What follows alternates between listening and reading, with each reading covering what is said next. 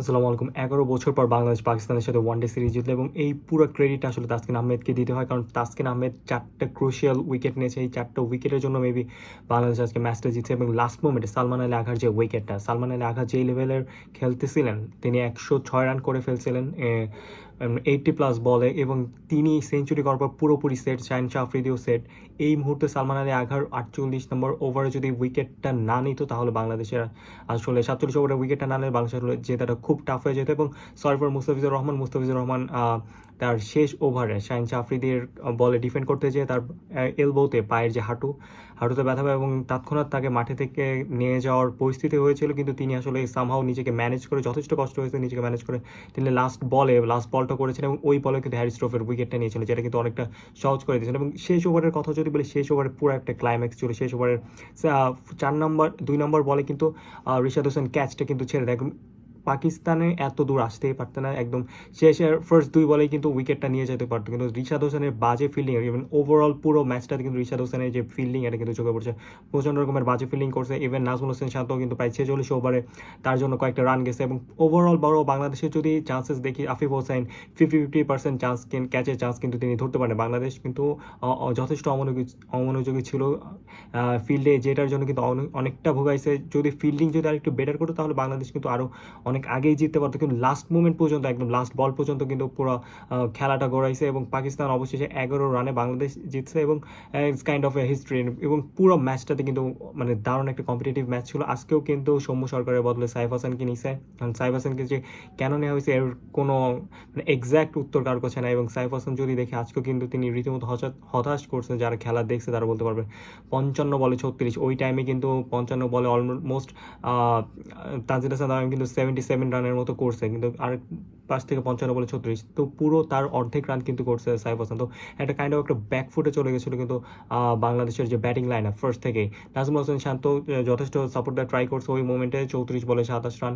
লিটন কুমার দাস 51 বলে 41। লিটন কুমার দাস তিনি তার রিদম ফিরে পেয়েছেন এই সিরিজের আগে, যে ওয়েস্ট ইন্ডিজ সিরিজ বা 2025-এ যে ধরনের সিরিজ খেলছিলেন লাস্ট 7টা ম্যাচে কিন্তু লিটন কুমার দাসের রান রেট ছিল কিন্তু এভারেজ, কিন্তু এই সিরিজ দিয়ে কিন্তু লিটন কুমার দাস রানে ফেরা শুরু করছেন এবং যথেষ্ট তাল মিলিয়ে খেলতে পারছেন। ইভেন তাহিদ হৃদয় তারপর নামেছে। তাহিদ হৃদয়ের জন্য কিন্তু আসলে রানটা 290 পর্যন্ত যায়, আর তাছাড়া কিন্তু আসলে পসিবল ছিল না। তাহিদ হৃদয়ের সব থেকে বড় প্রবলেম হলো তিনি মোমেন্টাম বজায় রাখতে পারেন না, তিনি আসলে রান রেটটা ধরে রাখতে পারেন না। ফার্স্টে বাংলাদেশ যে ধরনের ট্যারিফিক স্টার্ট করছিল, ওই ধরনের স্টার্ট বা ওই রান রেট থাকলে কিন্তু বাংলাদেশ অলমোস্ট 340 থেকে 350, 350 রান কিন্তু হওয়ার মতো একটা সিচুয়েশন হয়ে গেছিলো, কিন্তু ওইখান থেকে বাংলাদেশ পিছাইতে 290 কোনো মতে টেনে কিন্তু করছে।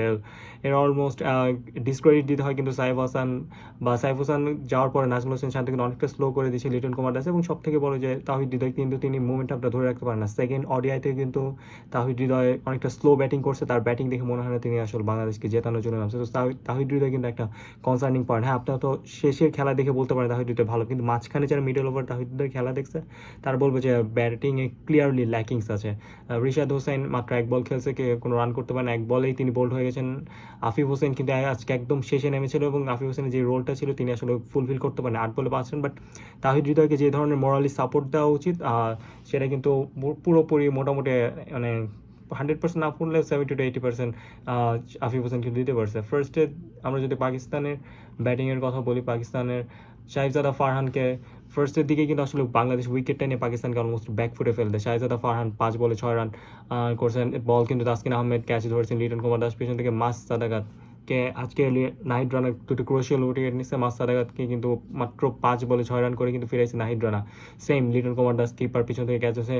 গাছ ঘড়ি নতুন ব্যাটসম্যান 39 বলে 29, তাকেও কিন্তু নাহিদ রানা ফিরেছেন। মোহাম্মদ রিজওয়ান, তাসকিন আহমেদ, তো বলা যায় যে টপ অর্ডার ব্যাটসম্যানকে কিন্তু আসলে তাসকিন আহমেদ এবং নাহিদ রানা দুইজন মিলে একদম ধসিয়ে দিয়েছে। মোহাম্মদ রিজওয়ানকেও কিন্তু তাসকিন আহমেদ মাত্র 4 রানে ফিরেছে, জাস্ট একটা 4 মার্কস আর 3টা বল ডট। এর মধ্যে উইকেট তুলে নিয়েছেন তাসকিন আহমেদ। আব্দুল সামাদ 45 বলে 34, সালমান আঘা 98 বলে 106 রান করছে। তাকে আসলে তাসকিন আহমেদ ওই মোমেন্টে না করলে পাকিস্তান কিন্তু ইজিলি আজকে ম্যাচটা খুব হেসে খেলে জিতে যেত। কারণ পাকিস্তান যেই ধরনের স্টার্ট করছিল বা মানে মিডল ওভারে যে ধরনের খেলতেছিল বা যেভাবে স্টেবল হয়ে গেছিলো সালমান আঘা এবং শাহিন শাহ আফ্রিদি, সেক্ষেত্রে কিন্তু পাকিস্তানের জেতাটা কিন্তু কাইন্ড অফ ফরজ হয়ে গেছিলো। সাদ মাসুদ 48 বলে 38, ফাহিম আশরাফ 20 বলে 9। ফাহিম আশরাফের ব্যাটিংয়ের জন্য কিন্তু কাইন্ড অফ পাকিস্তান অনেকটা হতাশে। ফাহিম আশরাফ যেই ধরনের ব্যাটিং ডিসপ্লে তিনি দেখেন বিপিএলে, সেই তার ধারের কাছে বা তার 50% ব্যাটিং ডিসপ্লে কিন্তু তিনি এই পুরো সিরিজে কিন্তু দেখাতে পারেন।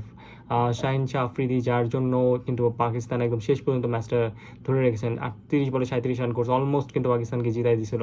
হ্যারি স্টোভ 2 বলে 1 এবং শেষে আবরার আহমেদ নেমে কোনো বল খেলতে পারেন এবং অলমোস্ট সর্বশেষ বাংলাদেশ কিন্তু রিশাদ হোসেনের উপর ডিপেন্ড করে 11 রানে ম্যাচটাকে জিতেছে এবং খুব ক্রুশিয়াল, খুব রুদ্ধশ্বাসপূর্ণ একটা ম্যাচ ছিল। যারা ম্যাচটা দেখছেন তারা কিন্তু বুঝতে পারবেন, এবং যারা ম্যাচটা দেখে নাই অনুরোধ করবো হাইলাইটসটার জন্য দেখে নেন। আমার চ্যানেল জন্য নতুন হয়ে থাকেন, please to subscribe to my channel. Allah হাফেজ।